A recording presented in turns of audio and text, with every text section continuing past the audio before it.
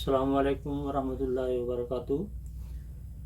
I'm going to read a portion from the Holy Quran, and that is from Surah Al-Baqarah, from verse 1 to 4. أعوذ بالله من الشيطان الرجيم بسم الله الرحمن الرحيم ألف لام ميم ذلك الكتاب لا ريب فيه هدى للمتقين الذين يؤمنون بالغيب ويقيمون الصلاة ومما رزقناهم ينفقون.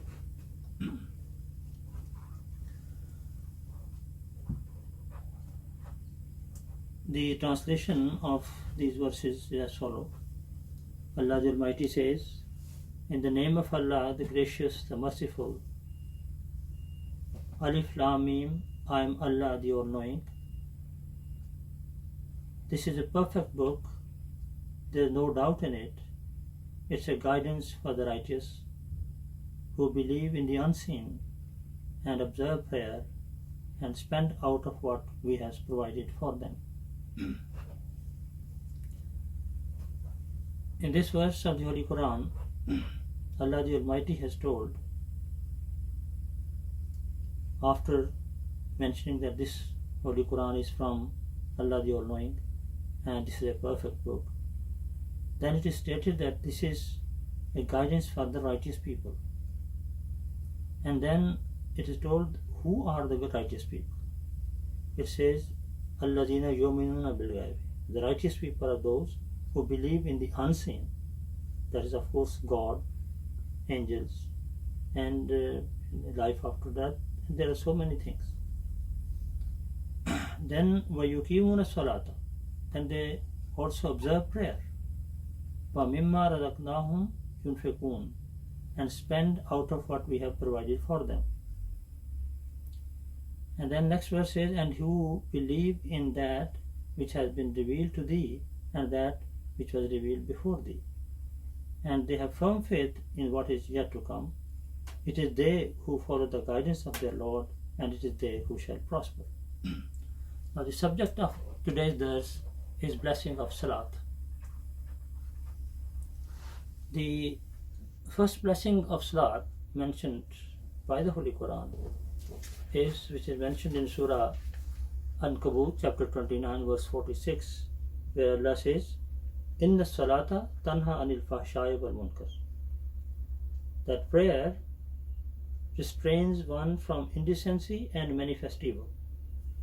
So that means that by prayer a person can get rid of all kind of sins, on all kind of evils.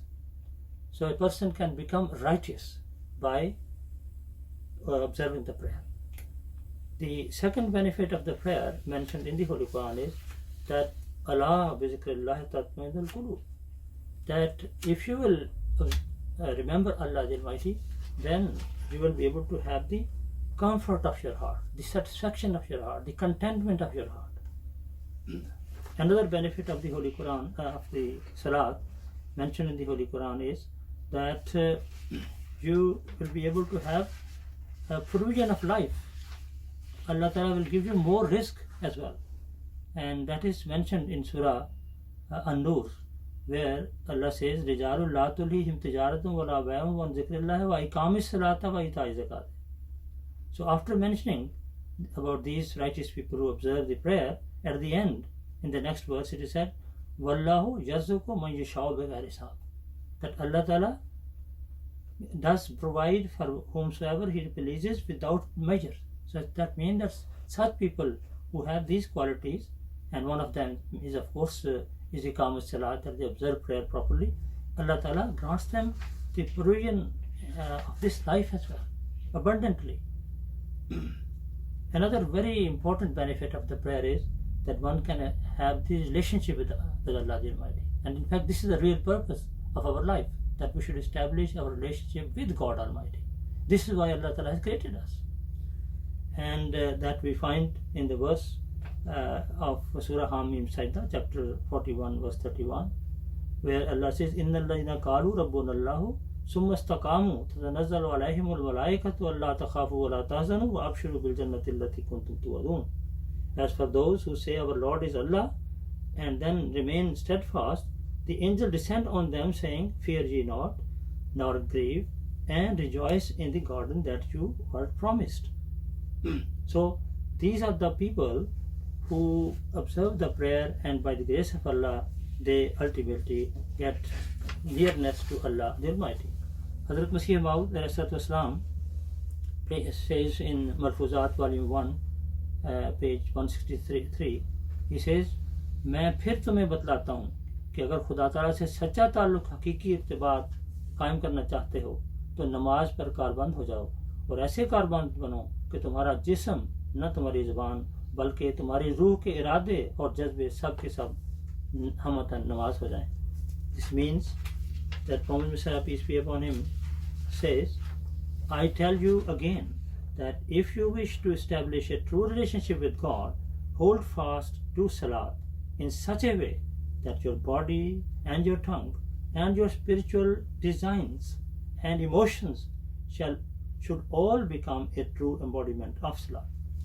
So the biggest and the most important benefit of the prayer is that we can establish our relationship with Allah the Almighty. Now the verses which I recited in the beginning of Surah Al-Baqarah, there also it is mentioned that if you will observe prayer, then by the grace of Allah ultimately you will get falah, because it is said, Ulaika ala hudam min rabbihim wa ulaika humul muflihun. It is they who follow the guidance and their Lord of their Lord, and it is they who shall prosper. Now in Surah Al-Mu'minun also it is mentioned, Qad aflaha al-mu'minun, that those people who observe the prayer, Qad aflaha al-mu'minun alladhina hum fi salatihim khashi'un, that those who are humble in their prayer, they become successful in their life, in this world as well as in the next. This is why 5 times a day when the azan is called, it is said, Hayya ala salah, come to the prayer, Hayya ala falah, come to the success. So all these are the blessings of the prayer. But the question is, why is this that there are many people who observe the prayer but they don't get these blessings? So now this is the point which I am going to discuss. The reason is that there are some conditions of the prayer which some people don't fulfill. Now what are those conditions? Hazrat Masih Maud radhiyallahu ta'ala anhu in Tafsir Kabir volume 6 on page 135 and 36 has mentioned 7 stages of prayer, and he says that if you do these 7 things, then your prayer will be complete. Otherwise your prayer will be incomplete and you will not be able to get those results which Allah wants to give you. Now what will be the result? First he said that if you observe these 7 stages, then by the grace of Allah, the angels of Allah will come to you and they will say that God has come to meet you, and get up particularly at the Tahajjud time. Now I would like to mention those 7 stages. First stage, as Masih Maud radhiyallahu ta'ala says, is that one should be 100% regular in the prayer. He should never miss any prayer. Second stage, he says that you should observe prayer on time. Third, that you should offer prayer in congregation, unless you know there is no second person available, or you are ill, or you are on journey. Unless these things are there, otherwise you should offer your prayer in congregation. And this is for men. For women, of course, if they can join the prayer, they will get the sawab, but it is not necessary for them to come to the mosque for the congregational prayer. But if there are some women together, they can offer the prayer in congregation. In fact, they should offer the prayer in congregation if possible. The fourth condition or fourth stage of the prayer is that one should know the translation of the prayer as well. Otherwise, how you will know what he is saying and what he is praying? The fifth stage is that you should pray in such a way as if he is watching God Almighty, and he knows to whom he is talking to. And it is mentioned in the hadith that ihsan or the righteousness is this, that one should pray in such a way that he is watching God, or at least he should feel that that God is watching him. So with this full attention one should offer the prayer. Then the sixth stage is that in addition to the first prayer, you should also offer nafal prayer. Nafal, of course, one can offer nafal with all the prayers except with the Fajr prayer, because with the Fajr prayer there is a time for nafal before the Fajr prayer, and that is Tahajjud time. So seventh stage of the prayer is that one should offer the Tahajjud prayer as well. And Hazrat Musleh Maud radhiyallahu ta'ala anhu says that ये वो 7 दरजात हैं जिनसे नमाज मुकम्मल होती है, और इन दरजात को हासिल करने वाले वो लोग होते हैं जिनके मुताल्लिक हदीस में आता है कि खुदा ताला रात के वक्त अर्श से उतरता है और उसके फरिश्ते पुकारते हैं कि मेरे बंदो, खुदा ताला तुम्हें मिलने के लिए आया है, उठो और उससे मिल लो.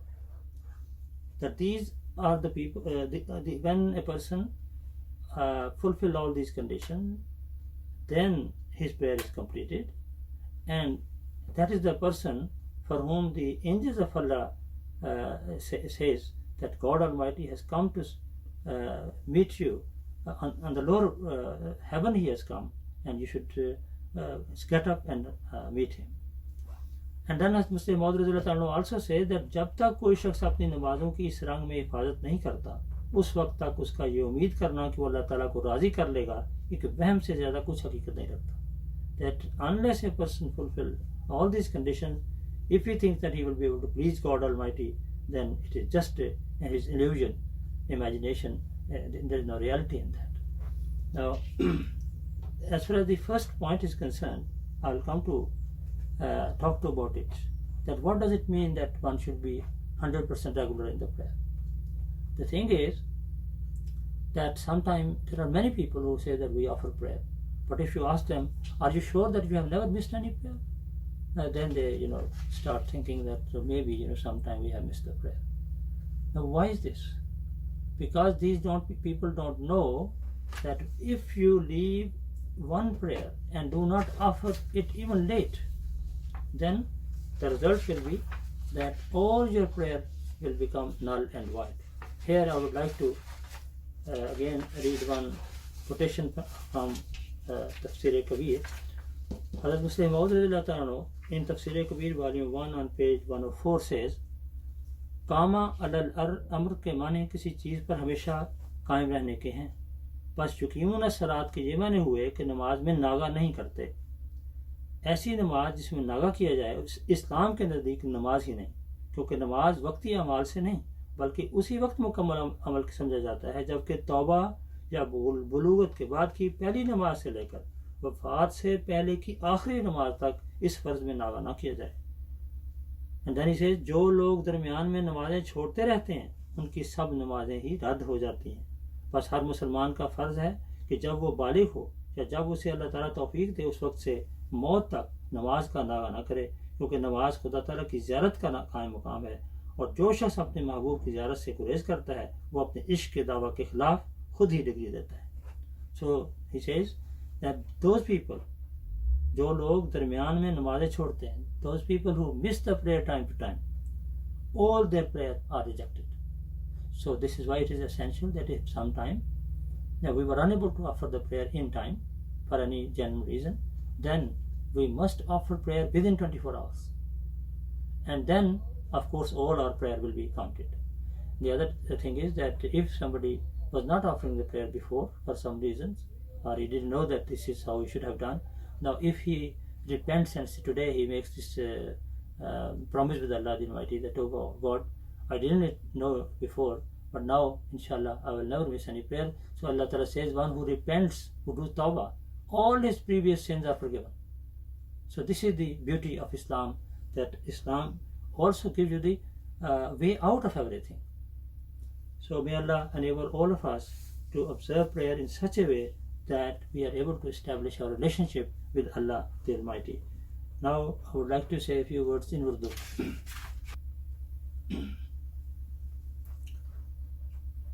اعوذ باللہ من الشیطان الرجیم بسم اللہ الرحمن الرحیم. ابھی خاکسار نے قرآن شریف کی چند آیات جو شروع میں تلاوت کی تھی. یہ سورۃ البقرہ کی آیت نمبر 1 2 3 اور 4 ہے. ترجمہ یہ ہے، فرمایا بسم اللہ الرحمن الرحیم، اللہ تعالیٰ کے نام کے ساتھ جو رحمان اور رحیم ہے، یعنی بن مانگے دینے والا اور بار بار رحم کرنے والا ہے. الف لام میم، میں اللہ سب کچھ جاننے والا ہوں. آئی ایم اللہ، ان اللہ عالم کا یہ مخفف ہے الف لام میم، جس کا مطلب ہے کہ میں اللہ تعالیٰ سب سے زیادہ جاننے والا ہوں. آگے ہے ذالک الکتاب لا ریب فیہ، یہ وہ کتاب ہے جس میں کسی قسم کا کوئی شک نہیں. ہدی للمتقین، یہ متقیوں کے لیے ہدایت ہے. الذین یؤمنون بالغیب، وہ لوگ جو غیب پر ایمان لاتے ہیں. ویقیمون الصلاۃ، اور نماز قائم کرتے ہیں. ومما رزقناہم ینفقون، اور جو کچھ ہم نے انہیں دیا ہے اس میں سے خرچ کرتے رہتے ہیں. والذین یؤمنون بما انزل الیک، یہ 5ویں آیت ہے کہ وہ لوگ جو ایمان لاتے ہیں اس پر جو ہم نے تجھ پر نازل کیا ہے، یعنی حضرت صلی اللہ علیہ وسلم پر. وما انزل من قبلک، اور اس پر بھی جو اس سے پہلے نازل کیا، یعنی پہلی کتابوں پر بھی ایمان لاتے ہیں. وبالآخرۃ ہم یوقنون، اور آخرت پر بھی یقین رکھتے ہیں. اور فرمایا اولئک علی ھدی من ربہم، یہ وہ لوگ ہیں جو اللہ تعالیٰ کی طرف سے ہدایت جو آئی ہے اس پر قائم ہیں. واولئک هم المفلحون، اور یہ لوگ ضرور کامیاب ہوں.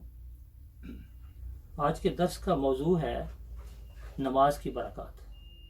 تو اس سلسلے میں سب سے پہلے تو میں یہ عرض کروں گا کہ قرآن شریف کی آیت 56 جو سورۃ عنکبوت کی ہے، 29ویں سورت اور 46ویں آیت، اس میں اللہ تعالیٰ فرماتا ہے ان الصلاۃ تنہی عن الفحشاء والمنکر، کہ نماز ہر قسم کی برائیوں سے بچاتی ہے، ہر قسم کی ناپسندیدہ چیزوں سے بچاتی ہے. تو نماز کا سب سے پہلا فائدہ تو یہ کہ اللہ تعالیٰ کی اپنے فضل سے توفیق عطا فرماتا ہے کہ ہم نیکی اور تقوی اختیار کریں اور بدیوں سے بچیں. اور دراصل تقوی کا مطلب یہی ہے کہ بدیوں سے بچنا اور نیکیاں اختیار کرنا. اور یہ وہ بات ہے جو حضرت اللہ تعالیٰ بن نصر عزیز خلیفۃ المسیح الخامس سید اللہ تعالیٰ بن نصر عزیز نے ابھی گزشتہ خطبہ جمعہ میں، جو کہ رمضان کا پہلا خطبہ جمعہ تھا، اس میں ارشاد فرمائی کہ رمضان کا مقصد بھی اللہ تعالیٰ نے یہی بتایا ہے، روزے کا مقصد کہ تقوی اختیار کیا جائے. اور تقوی کیا ہے؟ برائیوں سے بچنا اور نیکیاں اختیار کرنا. ایک مطلب یہ ہے، بہت سے مطلب ہیں اس کے. تو اب کس طرح یہ مطلب حاصل ہوگا کہ روزوں کے ساتھ ساتھ نمازیں بھی ادا کی جائیں. یہ نہیں کہ صرف روزے رکھے جائیں اور نمازوں کا کوئی فکر ہی نہ ہو. پھر دوسرا فائدہ جو یہاں بتایا گیا ہے قرآن شریف میں، وہ یہ ہے الا بذکر اللہ تطمئن القلوب، کہ سنو اللہ تعالیٰ کے ذکر کے ساتھ انسان کو تسکین قلب ملتی ہے، اطمینان قلب ملتا ہے. بس اگر کوئی چاہتا ہے کہ اس کو سکون قلب حاصل ہو، اگر کسی کو سکون قلب نہیں حاصل تو وہ نمازوں میں باقاعدہ ہو جائے. بلکہ سکون قلب کا نہ ہونے کا مطلب یہی ہے کہ وہ نمازوں میں کمزور ہے. اگر وہ نمازوں میں ٹھیک ہو جائیں، اللہ تعالیٰ کے فضل و کرم سے ان کو ضرور سکون قلب عطا ہوگا.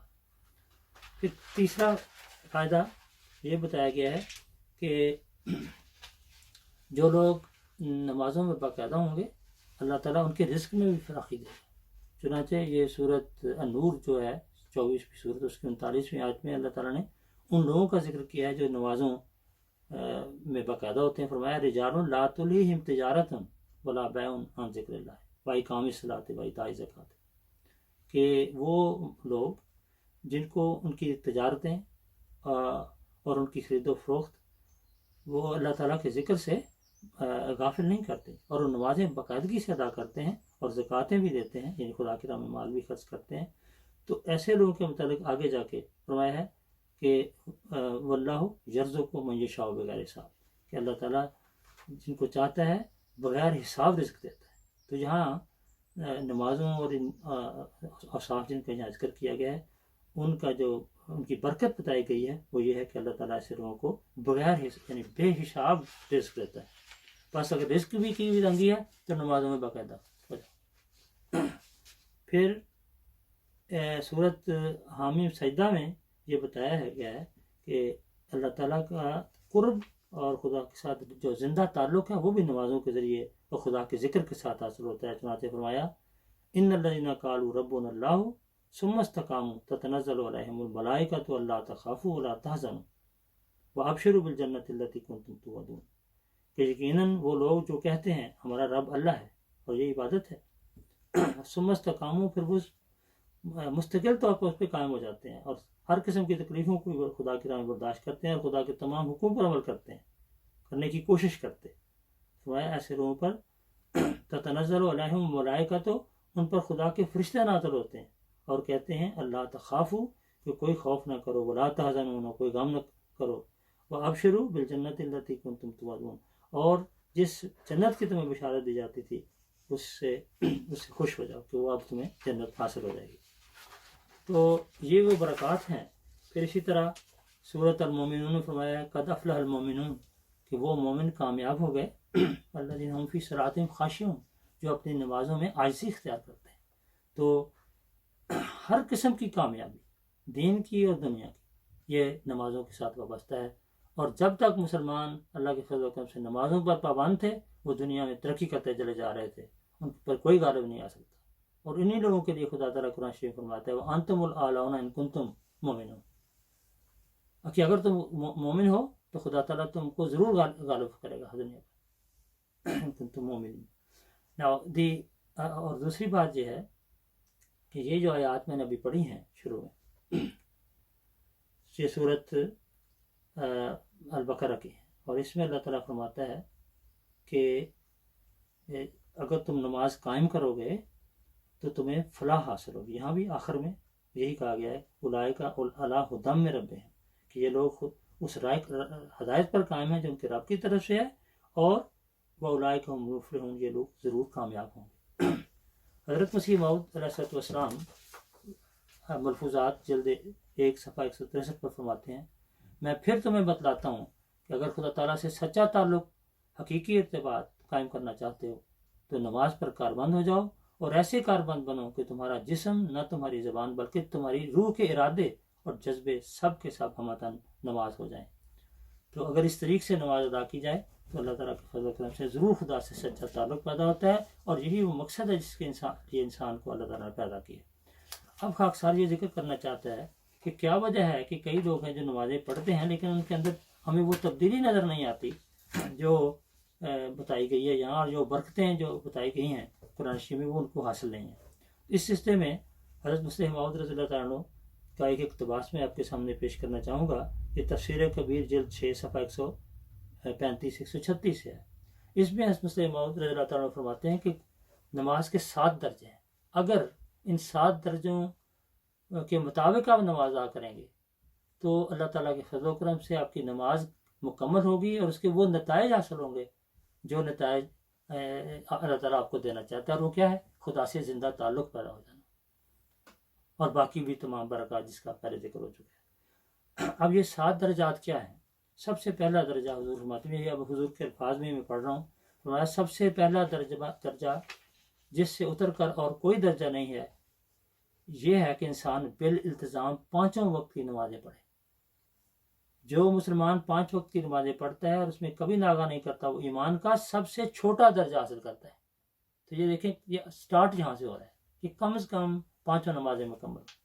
دوسرا درجہ فرمایا، دوسرا درجہ نماز کا یہ ہے کہ 5 نمازیں وقت پر ادا کی جائیں۔ جب کوئی مسلمان 5 نمازیں وقت پر ادا کرتا ہے تو وہ ایمان کی دوسری سیڑھی پر قدم رکھ لیتا ہے۔ پھر ہمارا تیسرا درجہ یہ ہے کہ نماز باجماعت ادا کی جائے۔ باجماعت نماز کی ادائیگی سے انسان ایمان کی تیسری سیڑھی پر چڑھ جاتا ہے۔ پھر ہمارا چوتھا درجہ یہ ہے کہ انسان نماز کے مطالب کو سمجھ کر ادا کرے۔ اور 5واں درجہ نماز کا یہ ہے کہ انسان نماز میں پوری ماہویت حاصل کرے، اور جس طرح غوطہ زن سمندر میں غوطہ لگاتے ہیں اسی طرح وہ بھی نماز کے اندر غوطہ مارے، یہاں تک کہ وہ 2 میں سے 1 مقام حاصل کر لے، یا تو یہ کہ وہ خدا کو دیکھ رہا ہو، اور یا یہ کہ وہ اس یقین کے ساتھ نماز پڑھ رہا ہو کہ خدا تعالیٰ اسے دیکھ رہا ہے۔ پھر فرماتے ہیں 6واں درجہ ایمان کا یہ ہے کہ نوافل پڑھے جائیں، یعنی علاوہ فرضوں کے، فرمایا یہ نوافل پڑھنے والا گویا خدا تعالیٰ کے حضور یہ ظاہر کرتا ہے کہ میں نے فرائض کو تو ادا کر دیا ہے، مگر ان فرائض سے میری تسلی نہیں ہوئی، اور وہ کہتا ہے کہ اے خدا میں یہ چاہتا ہوں کہ میں ان فرائض کے اوقات کے علاوہ بھی تیرے دربار میں حاضر ہوا کروں۔ پھر فرماتے ہیں ساتواں درجہ ایمان کا یہ ہے، یہ ایمان کے 7 درجے ہیں، اس کے بغیر ایمان مکمل ہی نہیں ہوتا۔ تو فرمایا ساتواں درجہ ایمان کا یہ ہے کہ انسان نہ صرف 5 نمازیں اور نوافل ادا کرے یعنی دن کے اوقات میں، بلکہ رات کو بھی تہجد کی نماز پڑھے۔ یہ وہ 7 درجات ہیں جن سے نماز مکمل ہوتی ہے، اور ان درجات کو حاصل کرنے والے وہ لوگ ہوتے ہیں جن کے متعلق حدیث میں آتا ہے کہ خدا تعالیٰ رات کے وقت عرش سے اترتا ہے اور اس کے فرشتے پکارتے ہیں کہ اے میرے بندو، خدا تعالیٰ تمہیں ملنے کے لیے آیا ہے، اٹھو اور اس سے ملو۔ اور آگے حضور فرماتے ہیں جب تک کوئی شخص اپنی نمازوں کی اس رنگ میں حفاظت نہیں کرتا، اس وقت تک اس کا یہ امید کرنا کہ وہ اللہ تعالیٰ کو راضی کر لے گا ایک وہم سے زیادہ کچھ حقیقت نہیں رکھتا۔ اب جو سب سے پہلا درجہ ہے میں اس کے متعلق کچھ اور بات کہنا چاہتا ہوں کہ بھئی کم از کم 5 نمازیں مکمل۔ اس سلسلے میں بہت سے لوگ ہیں جو نمازیں پڑھتے ہیں، لیکن اگر جب پوچھا جائے کہ بتائیں کہ آپ نے کبھی کوئی نماز نہیں چھوڑی تو پھر سوچ میں پڑ جاتے ہیں۔ ایسے لوگوں کو یہ مسلم موعود رضی اللہ تعالیٰ کو یہ حوالہ یاد رکھنا چاہیے۔ یہ تفسیر کبیر جلد 1 صفحہ 104 سے ہے، اور اس میں حضور یہی آیات جو میں نے ابھی تلاوت کی تھی شروع میں، یقیمون الصلاۃ، جس میں نماز قائم کرنے کا ذکر ہے، اس کے متعلق فرماتے ہیں کہ نماز قائم کرنے کا کیا مطلب ہے۔ تو فرماتے ہیں کہ قامہ علی الامر کے معنی کسی چیز پر ہمیشہ قائم رہنے کے ہیں، بس یقیمون الصلاۃ کے یہ معنی ہوئے کہ نماز میں ناغہ نہیں کرتے، تو یہ مطلب ہے کوئی ناغہ نہ ہو۔ اور آگے فرماتے ہیں جو لوگ درمیان میں نمازیں چھوڑتے رہتے ہیں ان کی سب نمازیں ہی رد ہو جاتی ہیں۔ جو لوگ کبھی کبھی نمازیں چھوڑتے رہتے ہیں اور ان کی سب نمازیں رد ہو جاتی ہیں، گویا انہیں کبھی نماز پڑھی ہی نہیں۔ اب اس کا حل کیا ہے؟ ہو سکتا ہے کسی وقت کو آدمی کہے کہ نماز تو کسی وقت ہو سکتا ہے آگے پیچھے ہو جائے، تو کیا کریں؟ تو اس کا جواب شریعت میں یہ دیا گیا ہے کہ ہاں کسی وقت ممکن ہے کہ ایک آدمی کو دیر سے اٹھا ہے، اگرچہ ایسا ہونا نہیں چاہیے لیکن ہو سکتا ہے کسی وقت ایسی چیزیں ہو جائیں، تو فرمایا اگر کسی وجہ سے تمہاری نماز رہ جائے تو پھر جب بھی اٹھو نماز پڑھو، اور جب بھی یاد آئے نماز پڑھو۔ تو 24 گھنٹے کے اندر اندر نمازوں کو مکمل کرنا یہ لازمی بات ہے، لیکن یہ مطلب نہیں ہے کہ انسان عادت بنا لے بلا وجہ نمازیں جمع کرنے کی۔ نماز کو بلا وجہ جمع کرنا بھی درست نہیں، کیونکہ اسی لیے تو کہا گیا ہے کہ نماز وقت پر پڑھنا یہ دوسرا درجہ ہے، اس میں شامل ہے دوسری شرط۔ اچھا، اب یہاں میں یہ عرض کروں کہ یہ بھی ایک بات ہے کہ بعض لوگ سوچیں گے کہ بعض ہماری پیچھے نمازیں رہ گئی ہیں تو کیا کریں اب؟ اس کا جواب بھی شریعت نے یہ دیا ہے التائب من الذنب کمن لا ذنب لہ، کہ جس شخص نے توبہ کر لی تو اس کے پچھلے سارے گناہ معاف ہو گئے، اور وہ ایسا ہی جیسے اس نے کبھی گناہ کیا ہی نہیں۔ بس جو لوگ پہلے نمازیں اگر چھوڑتے رہیں، اگر آج سے وہ نمازیں باقاعدگی سے شروع کر دیں اور ان 7 درجوں کو حاصل کرنے کی کوشش کریں تو انشاءاللہ تعالیٰ ان کے پچھلے گناہ بھی معاف اور آئندہ بھی وہ برکتیں حاصل کر سکیں گے جن کا یہاں ابھی ذکر کیا گیا ہے۔ ایک دفعہ کا واقعہ بتاتا ہوں کہ یہاں بیت الفتوح میں ایک میٹنگ تھی، تو خدام کی میٹنگ تھی، اس میں نے حضرت مسلم موعود رضی اللہ عنہ کا یہ اقتباس بھی سنایا کہ جو لوگ درمیان میں نمازیں چھوڑتے رہتے ہیں ان کی سب نمازیں رد ہو جاتی ہیں۔ تو ایک خادم بعد میں میرے دفتر میں آئے اور مجھے کہنے لگے کہ آپ نے یہ حوالہ سنایا ہے، اور اس کو سن کر میں تو دہل گیا ہوں۔ کہتے ہیں میں پاکستان میں رہا ہوں اور جماعت کے بڑے کام کرتا رہا ہوں، غالباً ریجنل قائد اور اس طرح کے، اور فرمایا کہنے لگے کہ میں تو خود بھی نمازیں پڑھتا تھا، دوسرے لوگوں کو بھی نمازوں کے لیے کہتا تھا، لیکن کبھی یہ خیال نہیں آیا کہ اگر ایک بھی نماز رہ جائے تو پھر اس کا نتیجہ یہ نکلتا ہے کہ سب نمازیں رد ہو جاتی ہیں۔ اس لیے کاش میں اگر یہ حوالہ پہلے کہیں سن لیتا تو آپ میری نمازیں نہ رہتی۔